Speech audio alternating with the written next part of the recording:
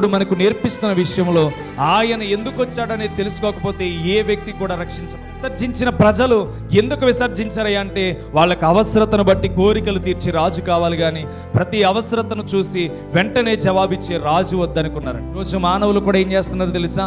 దేవుని విషయముల మీద దృష్టి పెట్టకుండా, దేవుని ఆలోచన మీద దృష్టి పెట్ట, దేవుని మార్గముల మీద దృష్టి పెట్ట, ఆయనకు ప్రార్థన చేస్తే ఏదైనా జరుగుతుందని విశ్వసించకుండా ఆయన పిల్లలుగా పిలువబడుతున్నారు. కానీ విశ్వాసంతో ప్రార్థన చేసే అధికారం ఎవరు కూడా సంపాదించుకోలేకపోతున్నారు. ఆయన యందు నమ్మకంతో ప్రార్థించేవారు ఎలా అయినా దేవుడు చేస్తాడనే విశ్వాసాన్ని ఆయన బిడ్డలుగా పిలువబడలేకపోతే, నేను పిలువబడుతున్నాం లేకపోతే వాక్యాన్ని వింటున్నామంటే ఆయన రక్త మాంసంలో ఏకమైన వారిగా మనం అలా ఉన్నప్పుడు ఆయన చెప్పింది చేస్తాడనే విశ్వాసం మనలో కలిగి, ఎందుకు బబులోను సామ్రాజ్యానికి అప్పగించాడే అంటే దేవుడు చేతకాని వాడు అన్నట్లుగా వారి విగ్రహాలను పూజించారంట, వాటి చుట్టూ తిరిగారంట. అవన్నీ చేసుకుంటూ వెళ్ళినందుకు వాళ్ళకి కీడు ప్రాప్తించి 70 సంవత్సరాలు బబులోను చెరలోనికి వెళ్ళిపోయారు. రోజు ఎవరిని తిరస్కరిస్తున్నారు తెలుసా? అన్యజనులు దేవుణ్ణే తిరస్కరిస్తున్నారు. వాళ్ళు పూజిస్తున్నది మాటలు లేని దాన్ని చెప్పినా, వాళ్ళు మాట్లాడే విధానం ఎలా ఉందో తెలుసు. క్రైస్తవుడు అని పేరు చెప్తే భయంకరంగా హింసిస్తారు, బట్టలు లేకుండా త్రిప్పుతున్నారు, వాళ్ళు ఇష్టం వచ్చినట్టు చేసి అన్యాయం చేసి ఏదో దేవుడికి చేస్తున్నాం అనుకుంటున్నారు.